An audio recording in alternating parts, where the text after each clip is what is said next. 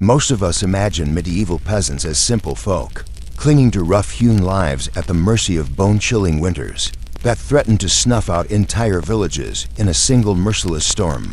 But behind the walls of those thatched cottages, half buried in frozen earth, lay a world of ingenious survival, a silent testimony to an intelligence we've long underestimated. If you listen closely, you can almost hear the whispers of secrets buried in layers of wattle and daub, secrets that speak to something older than our modern conveniences, the raw instinct to bend nature to our will, even when armed with nothing more than straw, mud, and the warmth of a shared hearth. Long before smart thermostats hummed in suburban houses, medieval peasants crafted what some archaeologists now call the first passive heating systems. Houses, sunk 2 or 3 feet into the ground, cradled by the earth itself, a shallow pit, little more than a man's height, yet it could mean the difference between frostbite and the fragile warmth that kept entire bloodlines alive. Excavations in forgotten corners of Yorkshire and the forests of Saxony reveal these pit houses, Grubenhäuser, still outlined in the soil, as if the earth refused to forget how its children once burrowed into her skin to weather the long, dark. Their homes were built not with brute force, but with an intimacy with the land we've lost. Narrow windows, no bigger than a child's head, turned inward to preserve every breath of warmth.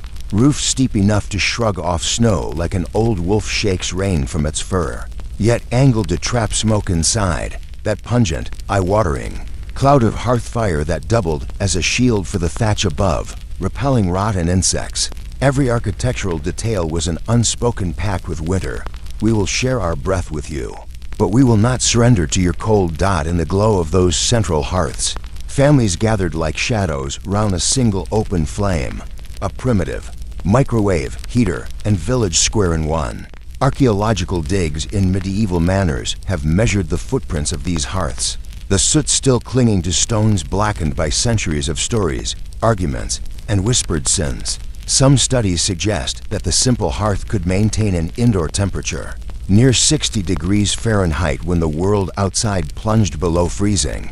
For peasants clad in scratchy layers of unwashed wool, that warmth was salvation, and every ember was guarded like a relic.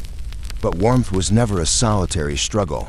Beneath the flickering light of rush lamps, entire villages organized frost watches, communal rotations where each family, from the poorest serf to the stewards, kin, was sworn to tend the fire that might save not just their kin, but the oldest, the weakest, the newly born. Miss your turn, and the records say you'd pay in firewood, eggs, or the scorn of your neighbors. An unspoken reminder that warmth was not a right, but a duty. Manor court rolls from the mid-13th century list fines for those who slept through their vigil. One entry even notes a man forced to surrender half his winter stores after his watch fire flickered out in a night that claimed 3 lambs and an elderly woman who never woke. Yet it was in the coldest depths of winter that these communities showed their strangest brilliance. They did not wait for the cold to conquer them. They conspired against it. Their homes became living organisms, evolving each generation like a whisper through time. Wattle and daub, a simple latticework of twigs and manure-packed clay, sounds primitive until you learn that these walls breathed. Modern experiments show their insulating power rivals that of early fiberglass. The manure, pungent and sour in the nose, hardened into a shell that kept damp at bay and warmth within. A secret passed from father to son like an heirloom recipe. For survival.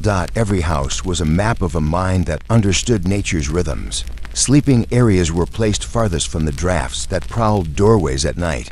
Roof angles, floor heights, even the direction a door faced, all calibrated to the path of the sun. As if the peasants themselves had become architects of shadows and light. Some of their choices still baffle historians today. Why tolerate the choking smoke that crept along the rafters?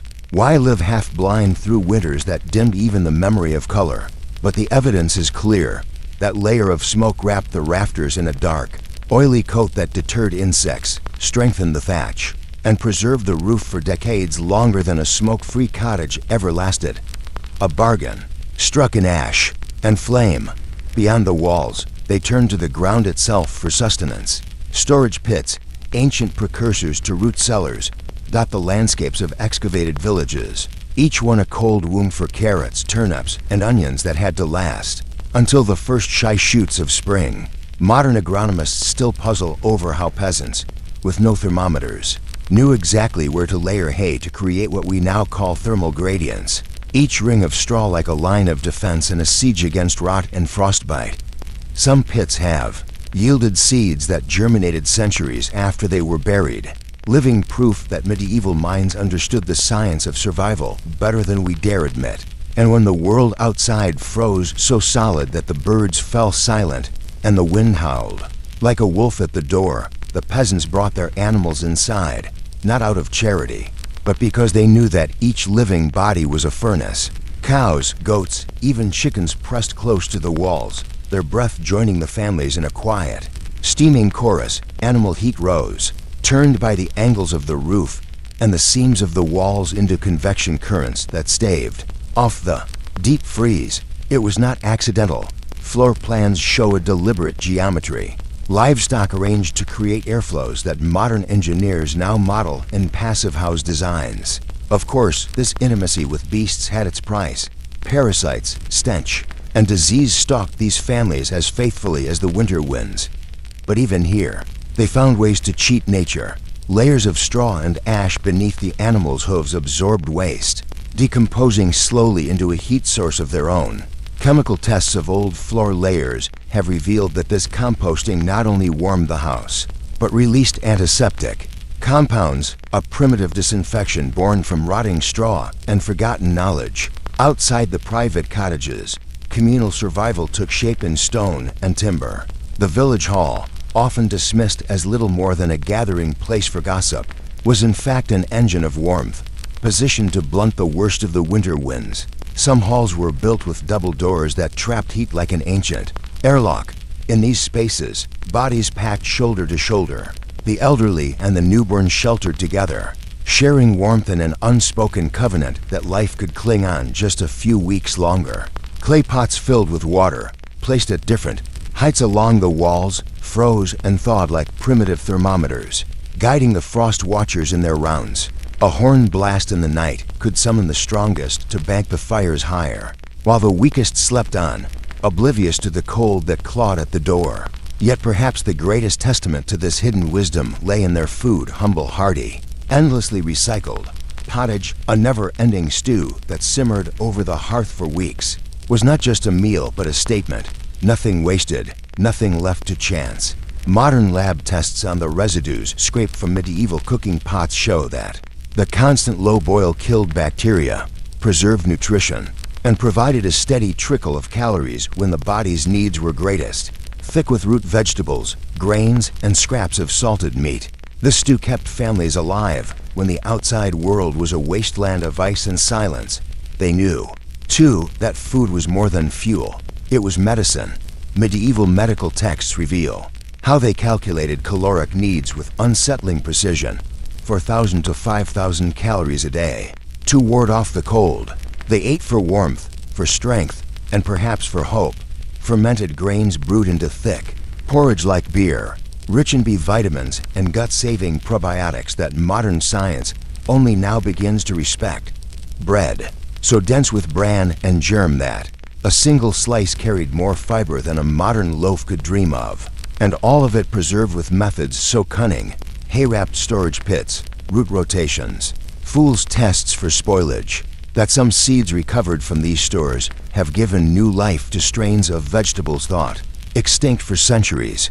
What we call primitive, they lived as art, an art forged in hardship, passed down not through parchment or cathedral records, but through cold hands gripping rough wooden spoons, mothers whispering to daughters how to patch a wall with fresh dung, fathers teaching sons how to listen for the warning hiss of thatch catching fire. 1,000 small lessons woven into the straw and clay of their homes, hidden in the ashes of a hearth that never truly died. Perhaps the real lesson is not how they kept the cold at bay, but how they understood, better than we do now, that warmth is not a matter of flicking a switch or paying a bill. It is a covenant with the earth, the animals, the community that surrounds you. It is a bargain struck with your own breath and blood. And it is a secret, half buried and forgotten. villages, waiting for those willing to listen to what the smoke-stained rafters still have to say. They say if you stand in the ruins of a medieval village at dawn, when the frost still clings to the blackened hearthstones, and the wind slips through the broken walls, you can feel the pulse of forgotten winters echoing up through the soil. It's as if the land itself remembers what we do not, that survival was never guaranteed, and warmth was earned through sacrifice, vigilance, and secrets carried like embers from one generation to the next. Walk into one of these ancient pit houses now, or what remains of it, and you'll find more than old bones and fragments of pottery. Look closer and you see it, soot trapped in the cracks of wattle and daub, telling a story in carbon and clay. Modern archaeologists, under fluorescent lab lights, now run their fingers across these walls and discover chemical traces of things they once dismissed as superstition. Microscopic layers of herbs, resins, even pine sap mixed into the walls, creating a living barrier against the creeping damp and biting cold. When the smoke of the hearth rose to the rafters, it didn't just coat the thatch, it fused with these ancient mixtures, hardening them, sealing them, making the walls breathe but never break. And it goes deeper than the walls, beneath the floorboards. The earth itself became a partner in survival. Families learned to bury layers of straw and ash below their feet, a primitive compost that generated a feeble but constant warmth as it broke down through the bitter months. Recent tests in reconstructed houses show this method could lift ground temperatures by a crucial few degrees, enough to keep feet from freezing, enough to keep life from slipping away in the night. This unspoken alliance with the earth shaped every detail of their days. They rose not at the crack of dawn, but long before, woken by the flickering embers of a dying fire and the muted shuffle of the frost watch changing shifts. Medieval records tell of entire families staggering half awake through the darkness to tend the coals, each one feeding the hearth with scraps of wood, dried dung, or whatever else they could spare. A single moment of neglect could mean a house plunged into darkness and bone-splitting cold before the sun's first pale rays crept over the horizon. Yet it wasn't just their houses that held these secrets. The landscape itself was etched with clues invisible to the untrained eye. Those storage pits, more than just crude holes in the ground, were aligned with uncanny precision. Some followed the lay of ancient ley lines, natural energy veins that many dismissed as folklore, but which medieval builders seemed to read like maps. When modern researchers charted the placement of hundreds of these pits, a pattern emerged, a network of underground larders that maintained stable temperatures. Not by chance, but by design. They understood that the earth beneath their feet could be coaxed into service, that stone and soil could cradle their fragile harvest through months of iron frost. And still, they did not rest. Each winter was a test of memory, discipline, and 1,000 small rituals passed like talismans from the old to the young. Manor records from the early 14th century speak of something they called the Fool's Test, a grim practice that sent one unlucky soul to taste stored food every few days. If he fell ill, the rot had begun its slow creep, and the entire village would descend into a frenzy of repairs, patching pits with hay, shifting turnips to colder depths, adjusting layers of straw like surgeons operating on a patient made of roots and soil. The punishment for neglecting this duty was severe: fines, extra labor, sometimes even exile from the communal fires during the harshest nights. To fail the Fool's Test was to risk becoming the village pariah, forever blamed for a winter gone wrong. These fragments of history might seem quaint, almost romantic, until you realize they point to something we've forgotten in our rush for comfort. Beneath the daily struggle to stay warm was a deeper wisdom, an understanding that survival was never an individual triumph. Every peasant house was a cell in a larger organism, the village. Every hearth a node in an invisible network of warmth, labor, and watchful eyes. Miss a night on frost watch, and you threaten not just your kin, but your neighbor's infant, your elder's fragile bones, your community's very future. Nowhere is this more hauntingly clear than in the records of medieval communal halls. These weren't just places for feasts and festival songs.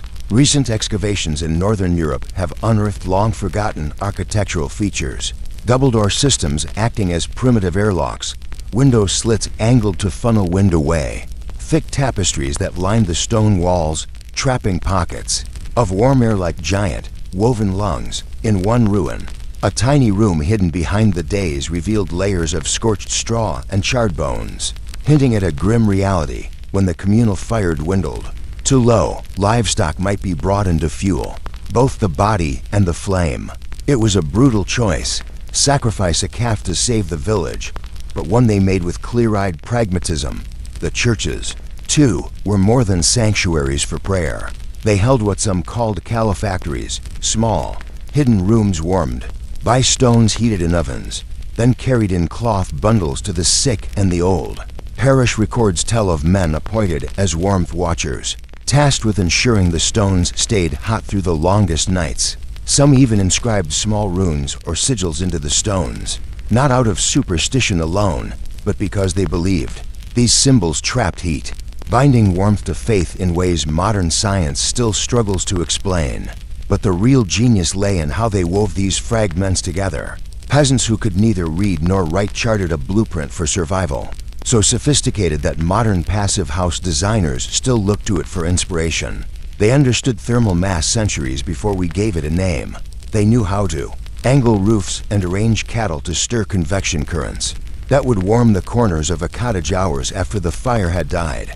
They wrapped their food storage in hay, layered their walls with clay and dung that exhaled moisture without letting warmth slip away, and wore clothes designed not just for comfort, but for the science of heat retention. Underneath their rough wool tunics, they layered fabrics woven with nettle fibers, itchy, yes, but astonishingly effective at wicking sweat and preserving body heat. Tests on fragments of preserved clothing show that unwashed wool retained up to 40% more water resistance than clean cloth, a fact they seemed to grasp instinctively, rubbing layers with animal fat and pine resin to create a barrier against snow and freezing rain. Modern recreations of these garments have shocked textile historians with their performance, rivaling some synthetic fibers we now market as cutting edge. What's most haunting, perhaps, is how they carried these secrets in silence. No tomes bound in vellum, no grand treatises left behind in monastery libraries, just a quiet legacy encoded in the placement of a hearthstone, the angle of a roof beam, the layer of moss tucked between wool tunics for insulation.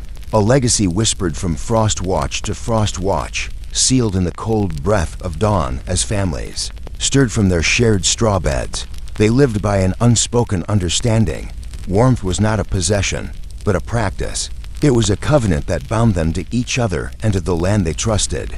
Even as it threatened to swallow them whole each winter, they gave themselves to this pact freely, perhaps because they knew what we have forgotten, that there is a price for every flame, every ember that keeps the night at bay, and that when the cold finally comes, it does not ask for your name or your wealth, only whether you kept the fire alive. For those who will come after Dot in these forgotten villages, beneath sodden thatch and soot-stained beams lies a quiet defiance of time itself, a testament carved not in marble but in manure and straw, in the stubborn warmth that once rose from every hearth, echoing through centuries of frost-bitten dawns. This is how they survived.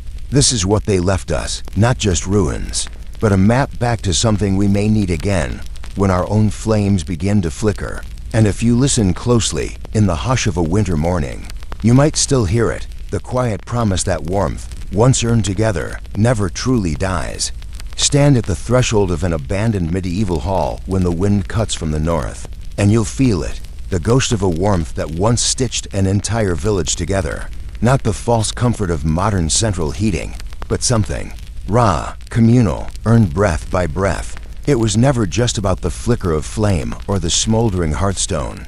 It was about how every heartbeat, every whispered warning, every midnight watch formed a barrier against the darkness that pressed at the door. In those long winters, survival itself became a ritual, a choreography of heat and hunger, knowledge and fear. Even their livestock were part of it. Recent digs beneath what once were common rooms have revealed layered floors of straw, ash, and compacted waste, what early accounts called living floors. The heat of decomposing straw and manure rose through the dirt like a faint exhalation, while the animals themselves radiated warmth into the single-room dwellings, a primitive, yet brilliant fusion of barn and bedroom. Modern thermodynamic studies on reconstructed peasant huts show that a single cow could lift the interior temperature by nearly 10 degrees Fahrenheit. They didn't waste a drop of that heat. They calculated the exact number of animals each family needed, not just for milk or meat, but for the warmth of their bodies. And so, the animals slept beneath the same thatch roof as children and elders. Their slow, steady breath was part of the pulse that held death at bay. Yet this wasn't a haphazard arrangement. Manor records from the late 13th century show meticulous calculations. Families with more livestock contributed more heat, but risked more waste. So they rotated the animals, layered fresh straw nightly, and managed waste in ways that doubled as fertilizer for spring planting. They had no word for sustainability. It was simply survival, written in the steam that rose from composting floors and the sour warmth of cows, curled against timber posts. They trusted the smoke, too. We see it as a nuisance. They understood it as a guardian. The central hearths, always burning low, filled the rafters with a haze that killed insects, cured the wood, and preserved the precious thatch from rot. The blackened beams of ruined cottages are testament to this unspoken science, a deliberate dance with toxicity that extended the life of a roof by decades. They breathed it in, lungs thick with soot, eyes stinging. Yet it was a trade they accepted. Better a cough than a roof that gave way to snow. Step deeper into these fragments of daily life, and you'll find a mind for detail that humbles our modern arrogance. They understood that warmth didn't belong to walls alone, but to the space between them. Wattle and daub were not just sticks and mud, but a living membrane, insulating yet breathable. The layers of clay, straw, and manure shifted with the seasons, patched each autumn with fresh dung and straw to seal new cracks. It was a house in constant conversation, with the wind always mending itself through the hands of its keepers. Inside, the air was never still. Convection currents, stirred by the placement of the hearth, the angles of the roof, even the slope of the animal pens, moved warmth like a slow tide across the room. No modern thermostat controlled this, only the instinct of peasants who knew, without charts or sensors, how to tilt a roof beam or hang a woolen curtain to keep a sleeping child's breath from freezing in the night. Yet for all this hard-earned wisdom, the winters still pushed them to the edge. Manor court rolls speak of families who slipped through the cracks, the old, the sick, the unlucky, and of the systems devised to catch them before they fell. Some villages maintained detailed warmth ledgers, communal sticks marked with notches, for every log contributed to the shared stockpile. A family that hoarded wood might find themselves banished to the coldest corner of the hall come the next frost.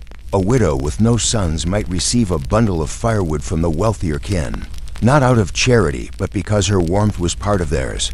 Lose one thread and the whole fabric threatened to unravel. There were more ingenious systems, too. In parts of northern Europe, ruins reveal narrow tunnels snaking between cottages, at first mistaken for storage passages, but later identified as heated walkways, channeling warmth from the hearths to critical meeting points like the communal oven or church. Hot rocks, drawn from roaring bread ovens, were wrapped in moss and cloth, carried to the elderly to ward off the chill. These people knew how to share heat as currency, moving it like water from where it pooled to where it was needed most. Their clothes tell a similar story. Modern lab analysis of surviving scraps shows that the layering of wool and moss, the treatment with animal fat and pine resin, made their garments water-resistant for hours in driving snow. Each layer served a purpose: the coarse outer weaves, breaking the wind, the inner blends of nettle fiber wicking sweat from the skin. They understood, in a primal way, that moisture was death's first invitation in winter, and so they turned to plants, sap, and animals not just for food, but for the architecture of their very skin. Perhaps the most unsettling truth is that these techniques didn't appear overnight. They grew through centuries of whispered trial and error, each generation adding its own stroke to a living manuscript written in frost and flame. The thatch angles adjusted by a few degrees. The livestock moved a foot closer to the hearth, the storage pit lined with a thicker layer of hay. No single mind claimed this wisdom. It was a ghost knowledge, passed from mother to daughter, father to son, carried in calloused hands and sleepless eyes peering into the night for signs of the frosts. Approach. In this, there is a lesson for us, one that cuts deeper than the thrill of ancient survival hacks. It's the realization that our ancestors did not conquer winter with brute force alone. They negotiated with it, built alliances with the earth, the animals, the wind, and the fire. They understood that warmth was not a thing to be hoarded but a bond that stitched each living soul to another. In their darkness, they found a light that glowed not from gadgets or wires, but from the simple, stubborn truth that survival is collective.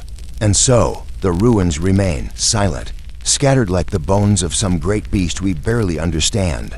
Under our feet, seeds of ancient turnips still sleep in collapsed storage pits, waiting for a warmth that may never come again. In soot-stained rafters, we find the echo of a fire that once burned as bright as any sun.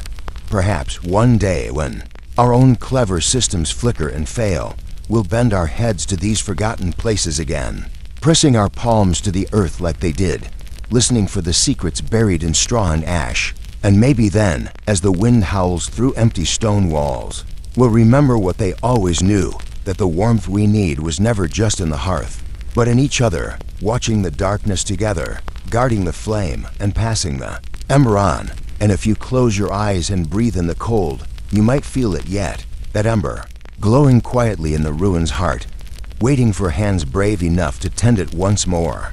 This completes the story,